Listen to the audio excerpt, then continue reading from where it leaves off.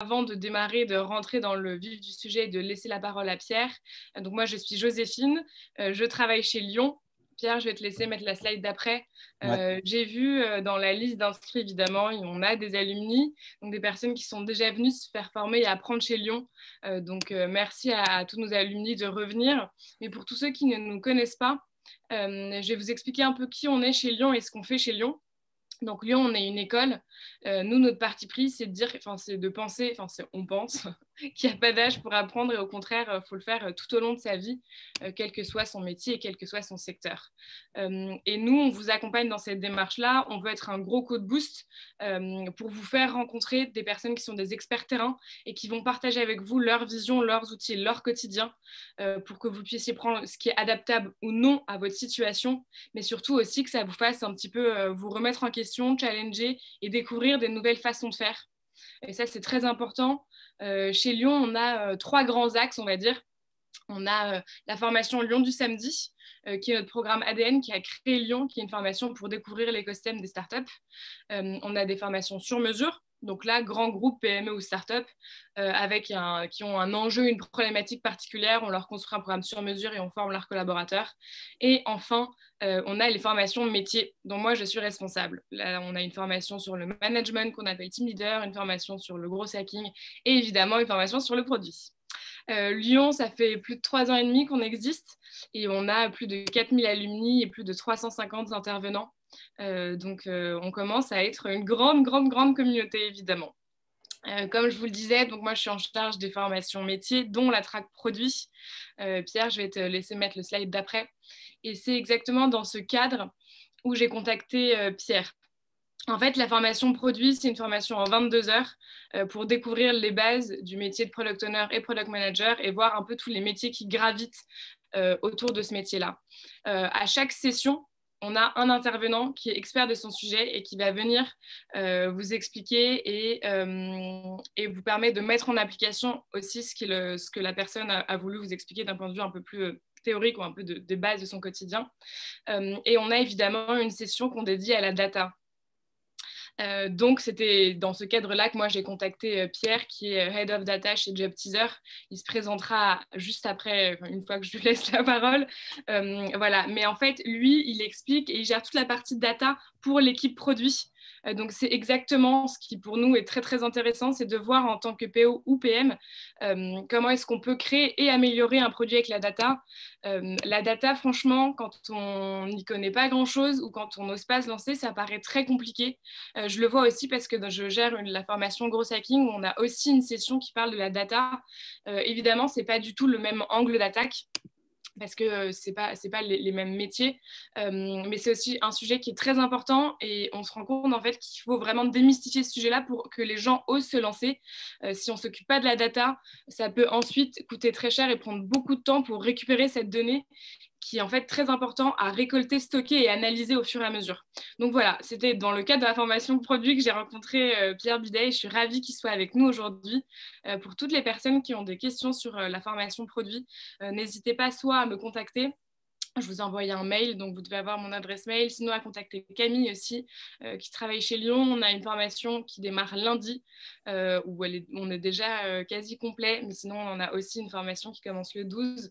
Donc, si vous avez hâte d'en savoir plus, n'hésitez surtout pas à nous contacter. Voilà, Pierre, je te laisse mettre la slide suivante, qui revient sur toi, du coup. Une dernière chose aussi, il y a le chat que vous pouvez retrouver en bas sur votre écran, il y a écrit converser. Là, pendant la présentation de Pierre, n'hésitez pas à poser toutes vos questions.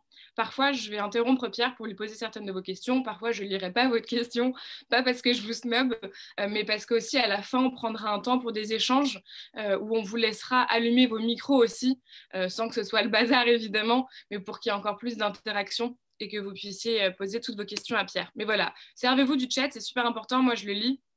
On vous enverra aussi, quelques jours après la présentation de ce matin, on vous enverra un mail récap avec la présentation de Pierre et on postera aussi le replay sur notre chaîne YouTube. Donc, je vais vous mettre là dans quelques minutes le lien de notre chaîne YouTube. Vous pourrez trouver aussi tous nos anciens webinaires. Évidemment, vous inscrire à cette chaîne parce qu'elle c'est une chaîne vivante. Enfin, au fur et à mesure, on poste nos webinaires. Voilà, donc encore une fois, trop contente, Pierre, de t'avoir parmi nous. Merci encore. Et puis, je te laisse la parole.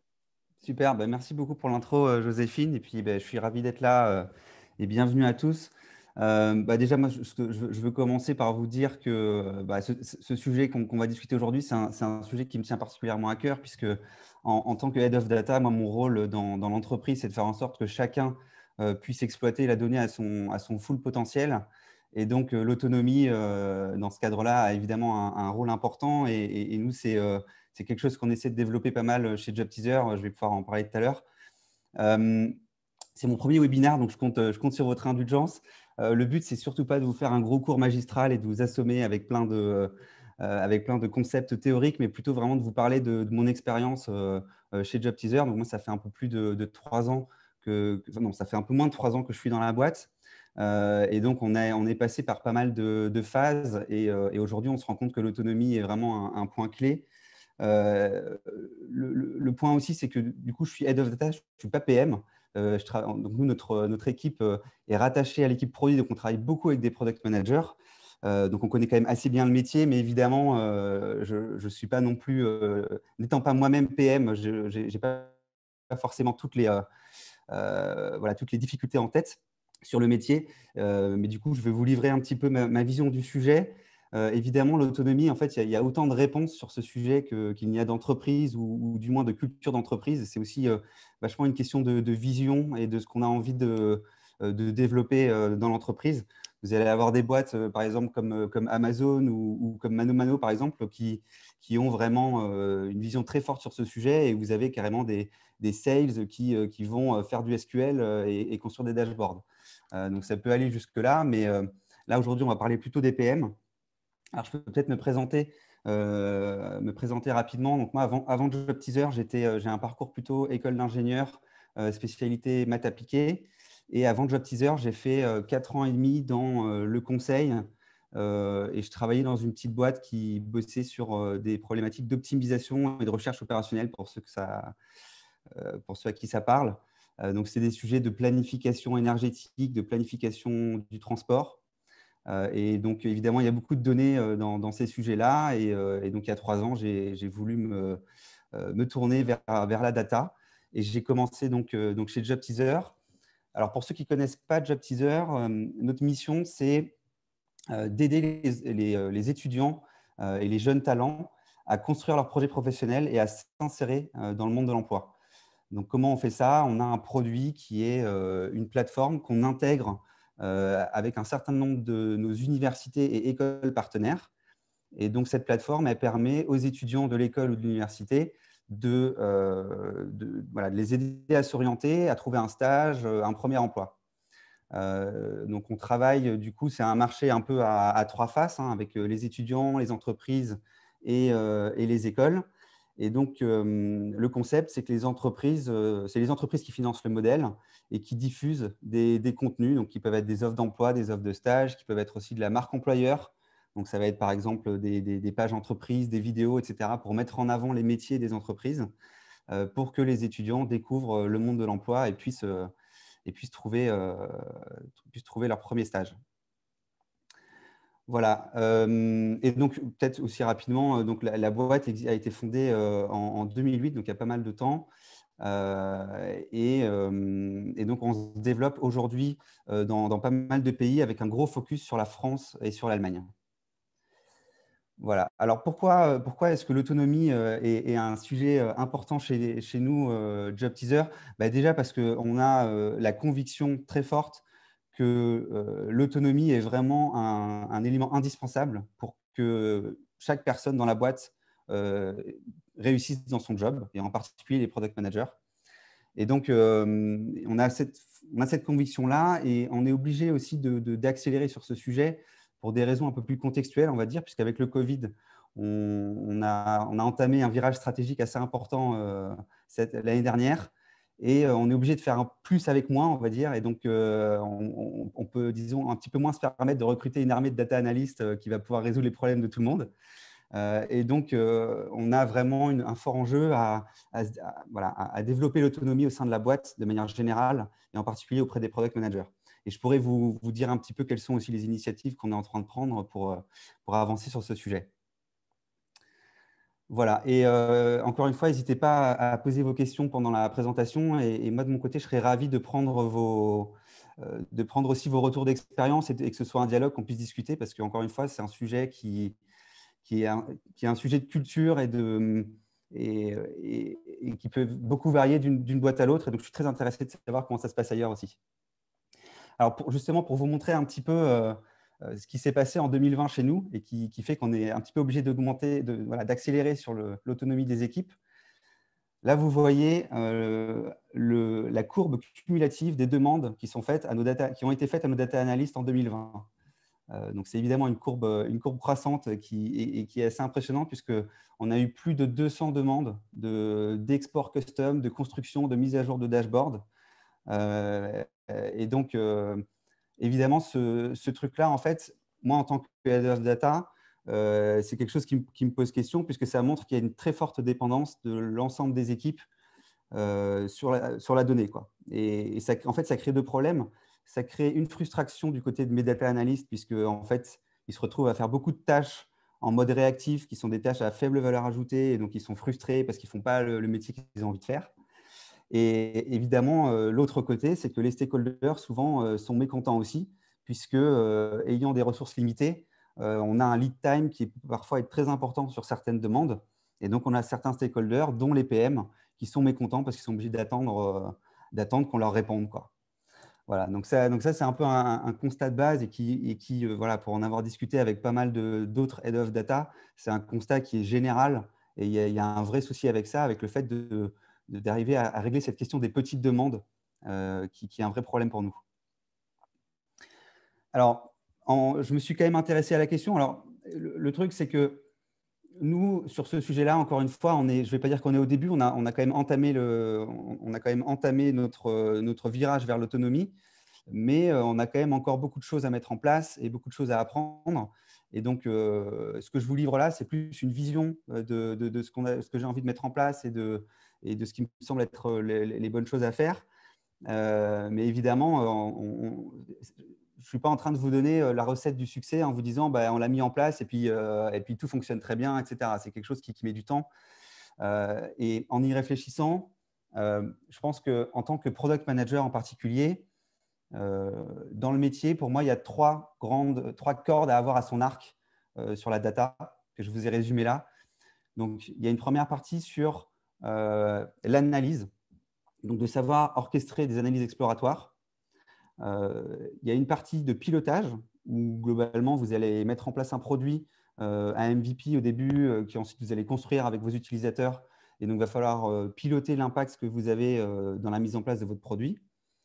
Et le troisième volet, c'est ce que j'ai appelé le volet valorisé, où là, l'idée, c'est vraiment d'utiliser la donnée au sein de votre produit pour apporter de la valeur à vos utilisateurs directement avec de la donnée.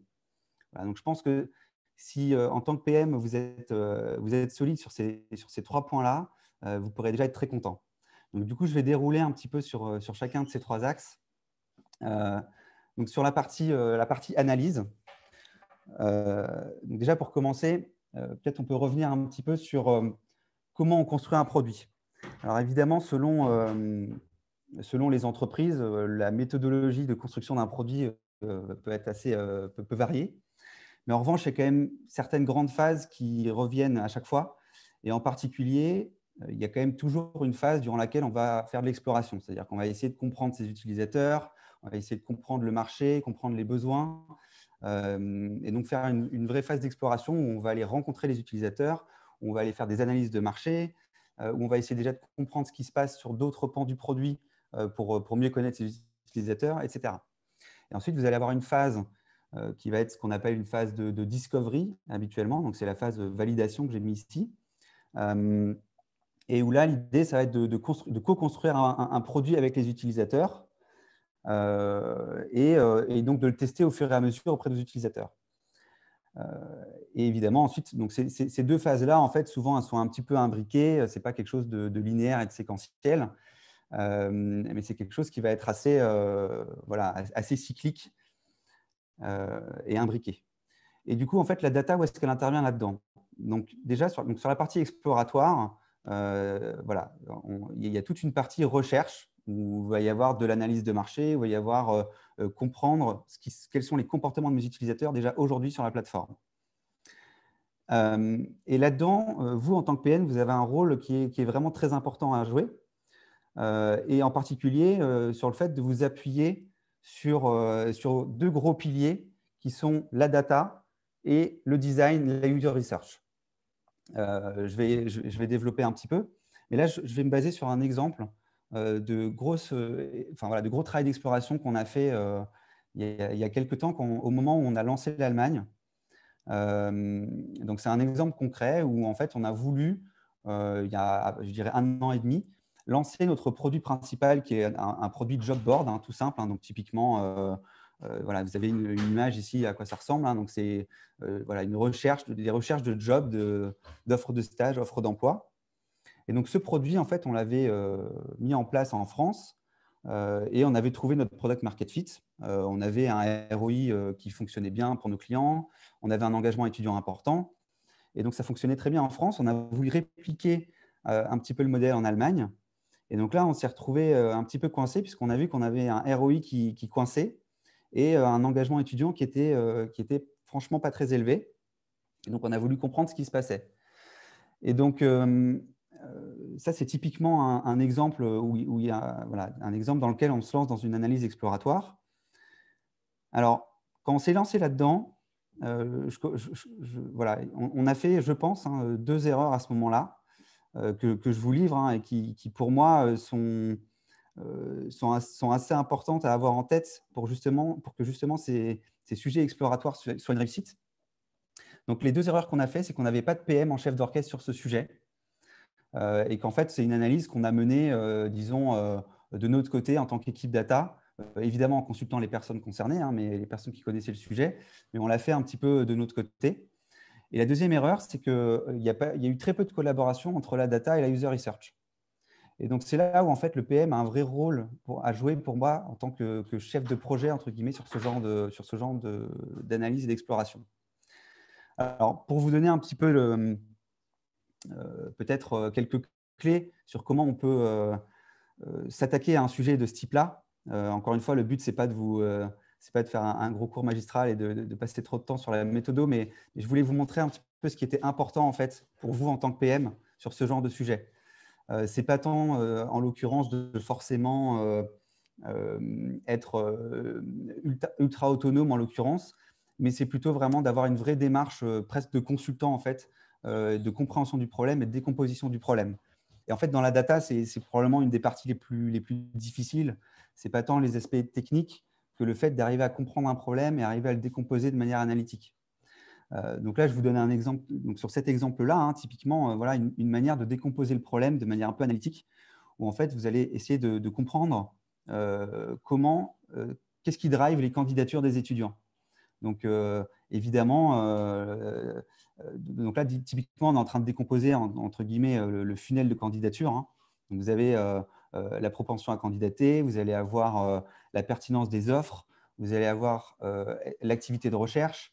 Est-ce que les étudiants reviennent? Est-ce que les étudiants s'inscrivent? Et est-ce qu'on a une cible qui est… est-ce qu'on a un marché? Est-ce qu'on a suffisamment d'étudiants cibles? Et donc, dans ce genre de problème, déjà, ce qui est important, c'est d'arriver à bien poser le problème et bien le décomposer. Et quand on a compris ensuite voilà, comment décomposer le problème, là où la data va intervenir, c'est sur le fait de faire un constat, donc de constater les dégâts. Donc là, en l'occurrence, sur les candidatures, d'essayer de comprendre à quel moment du funnel il s'est passé quelque chose qui ne fonctionne pas, quoi. Bon, a priori, si vous avez bien fait votre étude de marché, vos étudiants cibles, normalement, vous n'êtes pas trop plantés, ou alors vraiment, vous y êtes allé à l'arrache, quoi. Ensuite, quand vous avez commencé à lancer votre produit, évidemment, sur le reste du funnel, c'est au moment de la discovery qu'on va se rendre compte de ce qui se passe. Et donc là, en l'occurrence, sur le problème en question, on n'avait pas trop de problèmes sur l'inscription, mais on avait des soucis parce qu'on avait les étudiants qui ne revenaient pas assez, parce qu'on voyait qu'il y avait un mismatch entre l'offre et les attentes des étudiants, et parce qu'on voyait qu'il y avait un problème au niveau de la candidature. C'est-à-dire que les étudiants regardaient des offres, mais en revanche, ils ne candidataient pas derrière. En tout cas, par rapport à la France, il y avait un écart important. Donc ça, c'est l'étape du constat. Et après l'étape du constat, il y a l'étape de… c'est là où il faut faire un petit peu preuve de créativité, on va dire, et essayer d'imaginer quelles sont les raisons qu'il peut y avoir derrière. Donc là, il y a des hypothèses à émettre et qu'il va falloir tester derrière. Donc, je vous ai mis quelques exemples. Hein. Le but, ce n'est pas forcément de tous les dérouler, c'est plus pour vous montrer un peu la démarche. Mais donc, ces hypothèses, ensuite, on va pouvoir soit les tester avec de la donnée, c'est-à-dire qu'on a suffisamment d'utilisateurs sur la plateforme pour arriver à tester l'hypothèse, soit il va falloir aller sur le terrain et aller comprendre ce qui se passe, aller poser des questions aux étudiants. Et c'est là où la user research a une part très importante. Voilà, donc si on fait un petit peu le bilan, au global, donc ici j'ai repris un petit peu les hypothèses à tester et les insight data qu'on a pu en tirer. Donc typiquement, je ne sais pas si je prends par exemple le mismatch entre l'offre et la demande, ce qu'on voyait, c'est que typiquement on n'avait pas assez de contrats Werkstudent. C'est-à-dire qu'en Allemagne, c'est un type de contrat qui est un petit peu spécial et il y a beaucoup moins de stages qu'en France. Et donc, on s'est rendu compte qu'il y avait énormément d'étudiants qui cherchaient ce type de contrat, alors qu'on en avait assez peu dans notre offre. On s'est aussi rendu compte qu'il y avait énormément, que les étudiants d'une certaine région postulaient beaucoup dans leur région même, contrairement à la France, où en fait, il y a vraiment beaucoup de choses autour de Paris. Donc, il y a un côté très local en Allemagne. Bref, alors, on en a tiré pas mal d'insights qui étaient intéressants. Mais encore une fois, le point, c'est qu'il y a énormément de choses qu'on aurait pu compléter avec de la user research. Et en particulier, il y a certaines hypothèses qu'on n'a pas pu tester avec de la data. Et l'autre élément aussi, c'est que parfois, on va faire un constat, on va tirer un insight, mais on ne va pas forcément arriver à avoir des éléments explicatifs de la raison pour laquelle on a fait ce constat. Et donc là, la user research a un vrai rôle à jouer. Voilà, donc tout ça pour vous dire que sur cette partie analyse exploratoire, le PM a un vrai rôle à jouer et qui n'est pas tant un rôle technique qu'un rôle de chef d'orchestre et de chef de projet. Voilà. Et là-dessus, pour faire réussir ces projets-là, le PM est vraiment au centre, quoi. La deuxième corde data à l'arc du PM, c'est de savoir piloter l'impact de ces initiatives produits. Alors, qu'est-ce que j'entends par là? Donc là, si je reprends mon petit schéma, donc là, on est plutôt ici. Donc là, typiquement, on est dans la partie discovery. Donc pour ceux qui connaissent le Lean Startup, c'est une méthodologie qui est souvent utilisée dans ce cadre-là. Hein. Donc c'est construire son produit, mesurer ensuite l'impact de son produit sur ses utilisateurs et apprendre. Et ensuite, on a une boucle qui nous permet d'améliorer le produit en continu. Et donc, la data, où est-ce qu'elle intervient? Elle intervient entre la phase de mesure et la phase d'apprentissage. Le but, c'est d'arriver à comprendre qu'est-ce qui, dans la dernière livraison du produit, fonctionne ou ne fonctionne pas et qu'est-ce que ça nous permet, qu'est-ce que ça va nous apprendre pour améliorer notre produit. Alors, qu'est-ce qui est important là-dedans pour un PM? Encore une fois, la première chose la plus importante, c'est plus du soft skill, on va dire, et de l'analytics.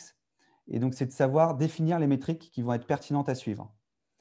Alors, il y a une littérature qui est vraiment très prolixe sur ce sujet. Si vous tapez, je ne sais pas si vous allez sur Google et que vous commencez à chercher des choses sur des métriques, les KPI, qu'est-ce que c'est la différence entre un KPI et une métrique, une mesure, etc. Vous allez tomber sur des milliards d'articles et de forums et c'est des débats passionnés. Et donc, moi, je vous ai mis deux références qui sont, qui font quand même référence. Vous avez évidemment The Lean Startup qui nous donne quelques billes sur qu'est-ce qu'une bonne métrique. Donc là-dedans, typiquement, c'est l'actionnabilité, l'accessibilité et l'auditabilité de la métrique. Et ensuite, vous avez un autre bouquin que je vous ai mis qui s'appelle Lean Analytics, qui reprend à peu près les mêmes idées. Mais moi, disons que de mon expérience, pour moi, d'un point de vue vraiment très pragmatique, je pense que ce qui est important, c'est de bien avoir en tête que vous allez avoir d'un côté les métriques qui vous permettent de mesurer un résultat, c'est-à-dire que vous allez vous objectiver, vous allez dire voilà l'objectif que je veux atteindre, voilà le résultat que je veux obtenir. Et ensuite, vous allez avoir des métriques qui vont vous aider à atteindre ce résultat. Donc, les métriques de résultat, globalement, ça va être vos objectifs, hein. Donc, ça peut être des OKR, ça peut être n'importe quoi. Et ensuite, là où il faut être attentif, c'est sur les métriques qui vont vous aider à atteindre le résultat.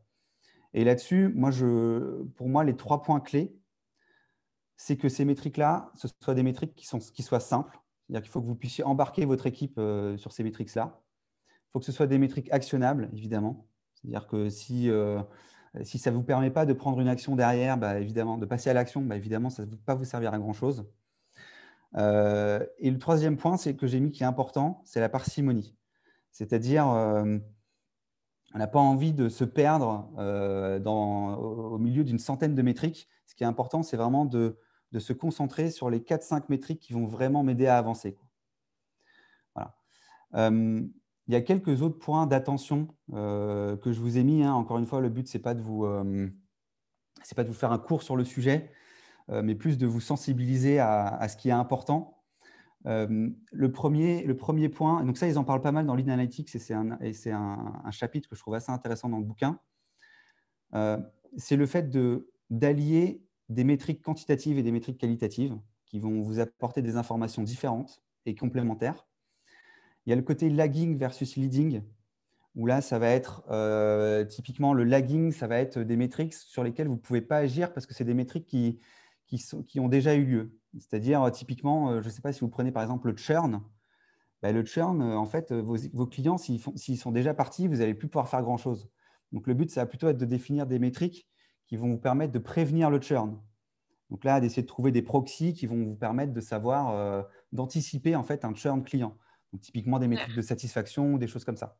Ouais. Est-ce que tu peux juste nous rappeler peut-être ce que c'est le churn? Le churn, c'est alors le mot français, c'est attrition, je crois. Désolé pour le franglais, mais le churn, en fait, c'est simplement quand un client ne signe plus, voilà, ne renouvelle pas son contrat. Donc, vous perdez des clients parce que votre produit ne satisfait pas vos clients. Donc, évidemment, c'est une métrique. Alors, vous pouvez vous objectiver sur le churn. Vous pouvez vous dire, je veux, je ne sais pas, le churn en 2019 était de 20%. Je veux qu'en 2020, mon churn soit de 10%. Mais en revanche, cette métrique-là, ce n'est pas une métrique actionnable. C'est-à-dire que vous pouvez vous fixer ça comme objectif, mais pour atteindre cet objectif, il va falloir que vous vous donniez un plan d'action et que vous ayez des métriques qui vont vous permettre de suivre votre plan d'action. Donc, typiquement, je ne sais pas, ça va être… là, en l'occurrence, chez nous, Job Teaser, il y a un lien assez important entre le churn et le ROI. Donc, typiquement, les candidatures que les clients ont sur leurs offres. Et donc, nous, un gros enjeu, c'est évidemment d'augmenter les candidatures sur les offres de ces clients-là. Voilà.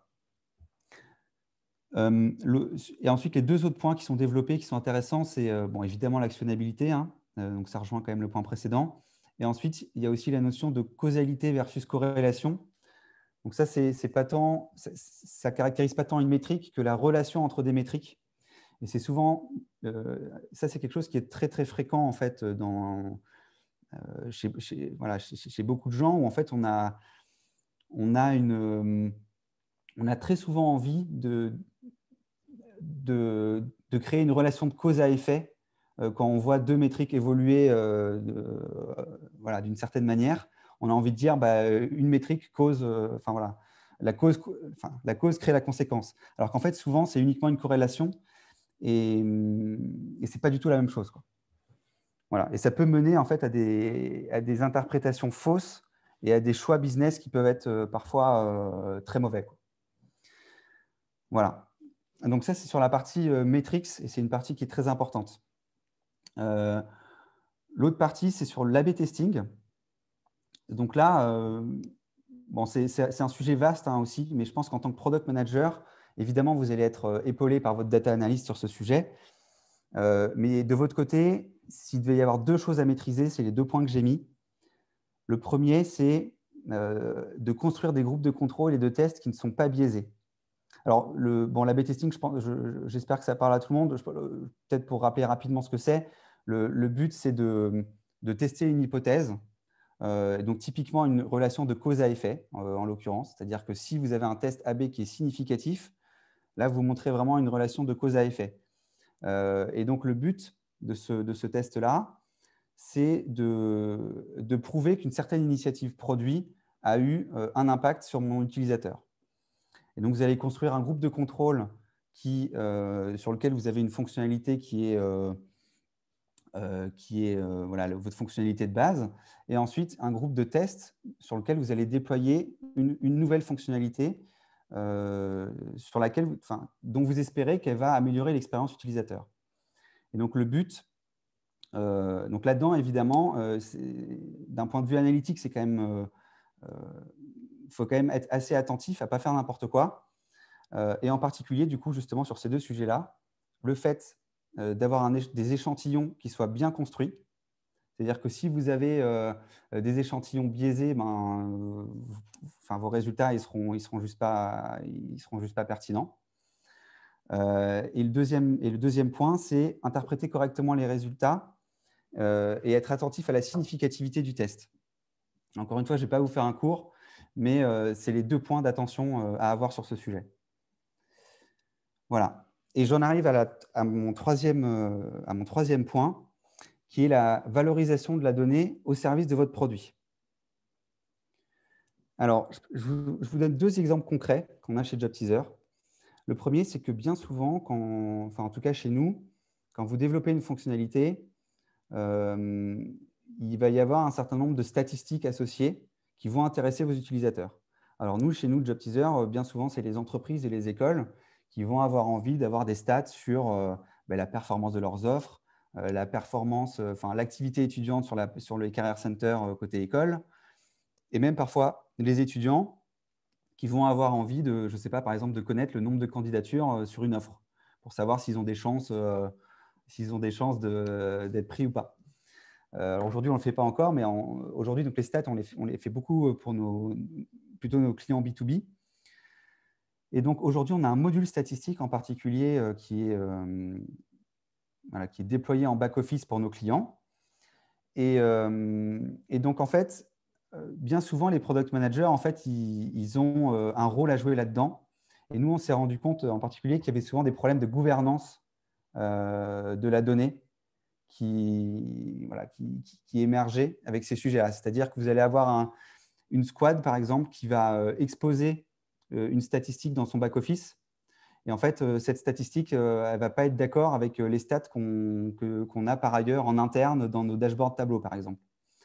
Et donc, là, il y a des vrais sujets autour de ça. Et nous, on essaye vraiment d'éduquer pas mal les PM autour de ces sujets de gouvernance de la donnée pour ne pas se retrouver à avoir des incohérences et des écarts de chiffres qui, évidemment, ça rend à la fois… ça rend tout le monde fou, en fait, à la fois les clients et les gens en interne qui, du coup, ne savent plus à quel chiffre se fier. Voilà, donc nous, c'est quelque chose qu'on a vraiment observé. Et le deuxième type de sujet sur lequel vous pouvez être amené à manipuler beaucoup de données au service de votre produit, c'est typiquement tous les projets de data science et en particulier de personnalisation de votre expérience utilisateur.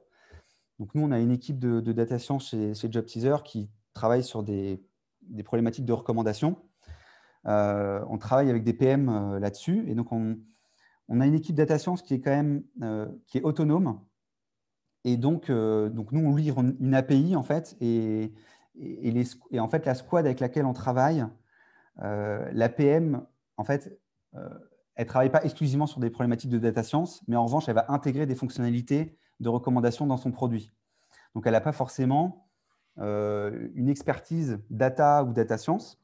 Donc, tout ça, c'est pour vous dire que vous pouvez très bien travailler sur de l'intégration de projets de data science sans être un expert de la data science. Ce qui va être important en tant que product manager quand vous travaillez sur ce genre de projet, c'est surtout d'avoir un regard critique sur l'algorithme et de comprendre la logique sous-jacente de l'algorithme sans forcément comprendre les maths qu'il y a derrière, mais simplement de bien challenger en fait, les data scientists avec lesquels vous travaillez pour comprendre quelles sont les règles sous-jacentes à l'algorithme et quel est l'impact que ça va avoir sur vos utilisateurs. Donc, c'est globalement la démarche vraiment classique que vous auriez avec n'importe quel développeur. Mais donc, voilà, il n'y a pas forcément besoin d'avoir une connaissance experte des algorithmes de data science. Bien évidemment, non. Voilà. Il y a un dernier sujet que je n'ai pas trop abordé, mais qui est un sujet important et sur lequel nous, on éduque aussi de plus en plus les product managers, qui est le sujet de la protection des données privées. Bon, comme vous le savez, le gendarme de la CNIL veille à tout instant sur beaucoup d'entreprises. Et d'ailleurs, voilà, ils durcissent de plus en plus le ton. Et donc, c'est important d'avoir ce sujet en tête. Et par ailleurs, évidemment, même au-delà du cadre légal, en fait, voilà, le fait de protéger les données privées de vos utilisateurs, c'est aussi apporter de la valeur à vos utilisateurs. Donc, c'est important d'avoir bien ça en tête. Et en fait, dans la construction d'un produit, c'est un sujet qui est très important et qu'il faut anticiper. Donc, ça s'appelle le privacy by design. Et c'est une approche qui est pas mal recommandée par la CNIL. Et donc, en quoi ça consiste? Je vous ai mis les 5 points principaux. C'est assez simple, hein. C'est vraiment du bon sens, mais c'est quelque chose qu'on est un peu obligé d'intégrer dans les process pour ne pas, voilà, pour pas passer à côté. Donc, le premier point, c'est collecter uniquement les données utiles. C'est-à-dire que vous n'allez pas demander le numéro de téléphone de votre utilisateur si en fait vous n'avez absolument aucune utilité. Enfin, si en tout cas l'utilisateur n'en retire pas une valeur vis-à-vis du produit. Le deuxième point, c'est informer les utilisateurs des traitements que vous effectuez. Donc, ça, c'est un point très important. C'est dès que vous faites des traitements avec de la donnée personnelle, il faut que les personnes soient informées. Le troisième axe, c'est appliquer le principe de limitation de la conservation des données. Donc là, c'est quoi? C'est vous allez voilà, récolter de la donnée et en fait, vous vous engagez auprès de vos utilisateurs à ne pas les conserver plus que X années. Et enfin, évidemment, il faut être attentif à ses sous-traitants et il y a des questions de sécurité. Voilà. Bon, et tout ça, normalement, c'est des choses qui se mettent en place dans pas mal de boîtes, hein, mais c'est une culture qui, en tout cas, n'est pas forcément très développée dans le produit et nous, on essaie vraiment d'éduquer les PM là-dessus. Bon, et maintenant, je vais poser la question à 10 000 €, et qui est la question que tout le monde se pose depuis le début, en fait. Donc là, je vous ai dit un petit peu qu'est-ce qui, pour moi, est important dans le rôle d'un PM. Alors, je pense que là, tous les sujets que j'ai couverts jusqu'ici, je pense que c'est le cœur de ce que vous devez savoir faire en tant que product manager, et ça fait partie de votre métier d'animer tous ces sujets-là. Et ensuite, il y a la question vraiment, donc ça veut dire être autonome, évidemment. Et ensuite, il y a la question de plus de la technicité et de est-ce que si j'ai un data analyst et qu'en fait, il peut, voilà, si j'ai une demande, il peut très bien y répondre, me faire un dashboard, me faire un export. Je n'ai pas besoin d'aller mettre le nez moi-même dans SQL, quoi. Alors, J'ai juste une petite question, pardon, Pierre. Ouais. Quand tu parles de data analyst, est-ce que tu veux bien nous redire la différence entre un data scientist, un data analyst et un data engineer? Ouais. Alors, je vais commencer par data ingénieur. Un data ingénieur, c'est souvent des profils dev, donc ils viennent souvent du back-end, et leur rôle, c'est de collecter de la donnée et de la mettre à disposition des utilisateurs, donc en particulier des data analysts et des data scientists. Donc, c'est beaucoup de plomberie, en fait, hein, récupérer donc, des pipelines d'ingestion de données, de structuration de la donnée et de stockage de la donnée. Voilà. Et aussi de l'exposition, c'est-à-dire mettre en place typiquement des API ou des choses comme ça. Ensuite, vous avez le data analyst. Lui, son rôle, c'est d'exploiter ces données pour les faire parler et arriver à en tirer des insights qui vont permettre aux différentes personnes de l'entreprise de prendre des décisions.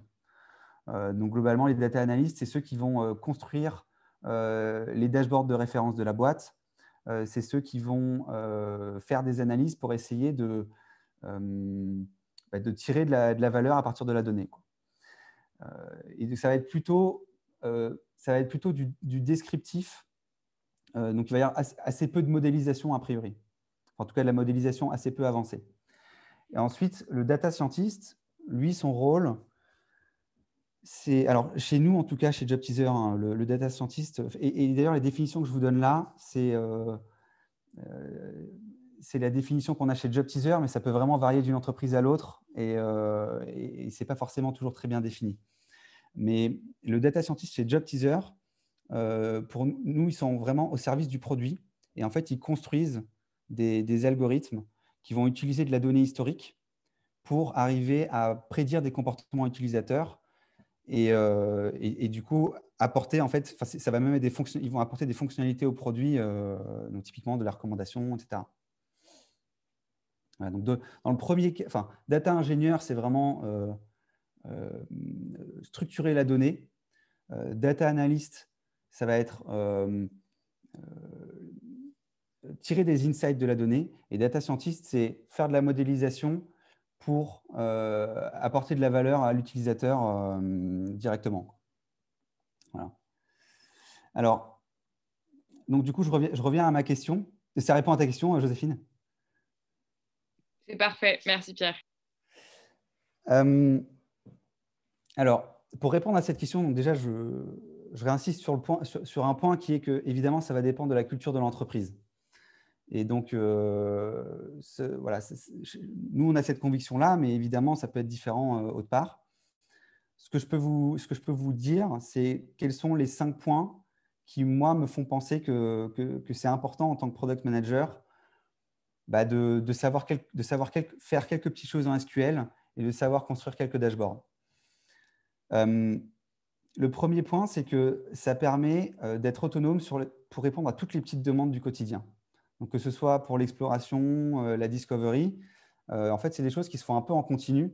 Donc, des fois, vous allez être en mode projet avec des data analysts et parfois, vous allez juste, voilà, je sais pas, vous êtes en train de réfléchir à une question, vous avez juste besoin d'un point de données et puis, bam, en fait, vous êtes obligé de demander à votre data analyst et parfois d'attendre pendant une semaine d'avoir la réponse, quoi. Ce qui est quand même assez embêtant. Le deuxième point, c'est que c'est qu'en fait, les data analysts, ils vont construire beaucoup de dashboards, mais leur principale valeur ajoutée, ça va être de construire les dashboards de référence de la boîte qui vont servir à beaucoup de monde. Et donc, c'est un petit peu dommage en fait, d'utiliser de la workforce data analyst pour construire des petits dashboards qui servent uniquement, voilà, des dashboards simples, hein, j'entends, hein, qui servent uniquement à une équipe sur des sujets assez simples. Donc, je pense par exemple à des dashboards de suivi de ces key results. Voilà, si, je ne sais pas, vous avez 3 key results pour votre trimestre. Si vous savez faire un peu de SQL et que vous maîtrisez les bases d'un outil de data vise, ce n'est pas très compliqué de construire un dashboard de suivi de vos KR. Et du coup, votre data analyst, il va pouvoir se concentrer sur des tâches à forte valeur ajoutée. Et par ailleurs, ça évite aussi la surenchère de mise à jour de dashboard. Parce que nous, ce qu'on observe chez JT, c'est qu'à chaque fois qu'il y a une petite demande, et ben, du coup, la tentation, elle est quand même assez forte de venir rajouter un filtre ou quelque chose dans un dashboard existant. Et bien souvent, on va se retrouver avec des dashboards qui sont énormes et qui deviennent complètement incompréhensibles, quoi. Et du coup, le fait d'avoir des équipes, et en particulier des product managers, qui construisent leurs quelques petits dashboards simples qui n'intéressent que leur équipe, ben, ça fait que les dashboards de référence, ils restent… voilà, on va pas les complexifier et ils vont rester relativement simples, quoi. Et le dernier point, et c'est un point qui est important aussi, c'est qu'en tant que product manager, en tant que squad, vous êtes un data producer, c'est-à-dire que vous créez de la donnée. Vous créez de la donnée d'usage à travers le système de tracking. Et en fait, le fait de connaître SQL, le fait de connaître un outil de data vise, ça vous permet de naviguer dans vos données, les données de votre périmètre, et du coup d'être attentif à la question de la structuration et le niveau de qualité de la donnée. Alors, nous, évidemment, côté data, en fait, c'est des choses qu'on regarde de très près, mais le fait que les PM et les devs de la squad soient éduqués sur ce sujet, en fait, c'est très important parce que Parce que ça permet d'avoir un niveau de qualité de données très élevé et du coup de mieux servir vos besoins, quoi, vos besoins de données. Voilà, donc ça couvre un petit peu ma vision du sujet. Je vous ai fait un petit bilan, le data skill set du parfait PM. Alors encore une fois, c'est discutable, hein, moi, c'est un petit peu ma vision. Encore une fois, le plus important, c'est toute la partie compétences analytiques. Donc en termes d'autonomie, et je pense que voilà, en tant que PM, normalement, c'est des points sur lesquels vous êtes relativement formé. Mais donc je reprends les points, hein. Gérer des analyses exploratoires, allier le quanti et le quali, définir les indicateurs pertinents à suivre, interpréter les chiffres dans un dashboard, dialoguer sur la logique des algorithmes avec les data scientists et être sensibilisé sur la méthodologie d'A/B testing pour ne pas faire n'importe quoi. Voilà. Et ensuite, vous avez évidemment les compétences techniques. Et donc, c'est là où en fait, la culture de la boîte va être assez, voilà, va pas mal influer.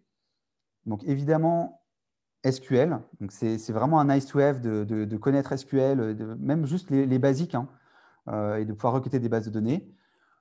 Avoir quelques bases sur un outil de data viz, c'est toujours une force aussi.